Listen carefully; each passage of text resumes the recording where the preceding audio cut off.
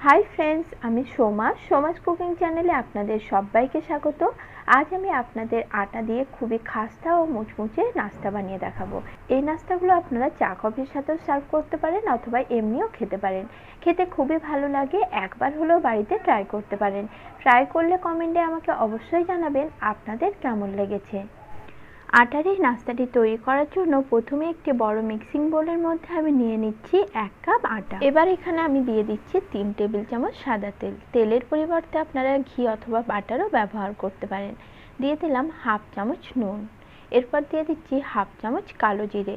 সবকিছু খুব ভালোভাবে মিশিয়ে নিতে হবে। তেলের পরিমাণ সঠিক হলে নাস্তাটা খুবই খাস্তা ও মুচমুচে তৈরি হবে, তাই তেলটা আটার সঙ্গে খুব ভালো করে প্রথমে মিশিয়ে নিতে হবে। তারপর আটাটা হাত দিয়ে এভাবে দলা পাকালে যদি সহজে দলা পাকিয়ে যায় তাহলে বুঝতে পারবেন তেলের পরিমাণ একদম সঠিক রয়েছে। এরপর অল্প অল্প জল দিয়ে একটা ডো তৈরি করে নিতে হবে। ডোটা কিন্তু খুব নরম করে মেখে নেওয়া যাবে না, ঠিক কীরকম হবে আমি আপনাদের দেখিয়ে দিচ্ছি। তাই অল্প অল্প জল দিয়ে ডোটা মেখে নিতে হবে।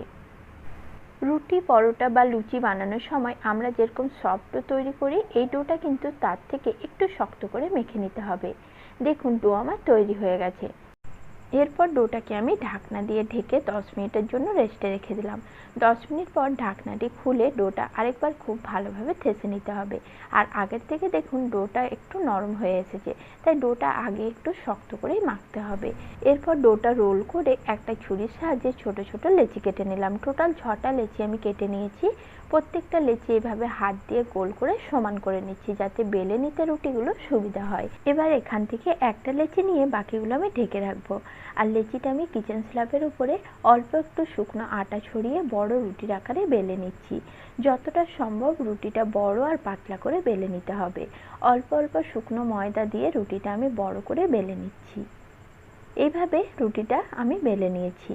এখন এই রুটিটা একটা প্লেটের ওপরে আমি তুলে রাখছি। একই রকমভাবে যে কটা লেচি রয়েছে সবগুলোর আমি বড় করে রুটি বেলে নেব। প্রথমে রুটিগুলো বেলে আমি সব কটা রেডি করে নিচ্ছি। সব কটা রুটি বেলে আমি প্রথমে রেডি করে নিয়েছি। এখন এখান থেকে একটা রুটি নিয়ে তার উপরে সাদা তেল এইভাবে পুরো রুটিটার মধ্যে ব্রাশ করে নিচ্ছি। আমি আগেও বলেছি সাদা তেলের পরিবর্তে চাইলে আপনারা এখানে ঘি অথবা বাটারও ব্যবহার করতে পারেন। পুরো রুটিটার মধ্যে ভালোভাবে তেল ব্রাশ করে নেওয়ার পর উপর থেকে আরও একটা রুটি রেখে দিলাম। এখন ওই রুটিটার উপরেও সেম প্রসেসে আমি সাদা তেল ব্রাশ করে নিলাম। তারপর আবারও একটা রুটি রেখে সেটার উপরেও সাদা তেল ব্রাশ করে নিলাম। একই রকমভাবে 3টে রুটি আমি পরপর রেখে দিয়েছি আর প্রতিটা রুটির উপরে ভালোভাবে তেল ব্রাশ করে নিয়েছি।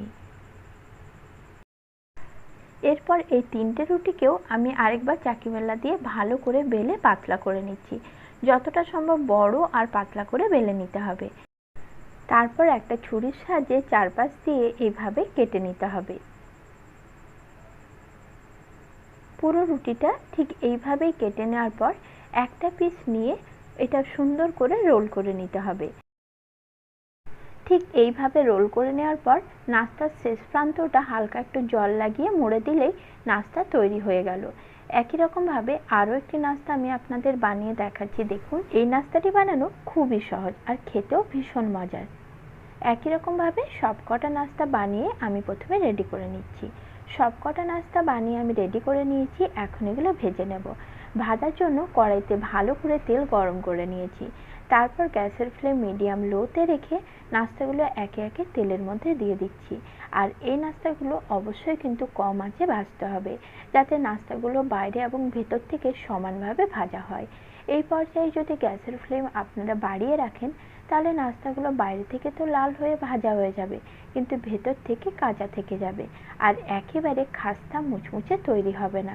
তাই একটু সময় নিয়ে কম আঁচে নাস্তাগুলো হালকা লালচে হওয়া পর্যন্ত ভেজে নিতে হবে। যখন এইভাবে হালকা লালচে রং ধরতে শুরু করবে তখন এগুলো এইভাবে একটা ছান্তার সাহায্যে উল্টে নেব আর উল্টে পাল্টে কম আঁচে লালচে করে ভেজে নেব। দেখুন নাস্তাগুলো আমি লালচে করে ভেজে নিয়েছি। এখন এগুলো আমি তেল ঝরিয়ে তুলে নিচ্ছি। একই রকমভাবে বাকি যে কয়েকটা নাস্তা আছে সেগুলো আমি ভেজে রেডি করে নিচ্ছি। সব কটা নাস্তাই আমি ভেজে নিয়েছি। নাস্তা রেসিপিটি আপনাদের ভালো লাগলে লাইক ও শেয়ার করার অনুরোধ রইল।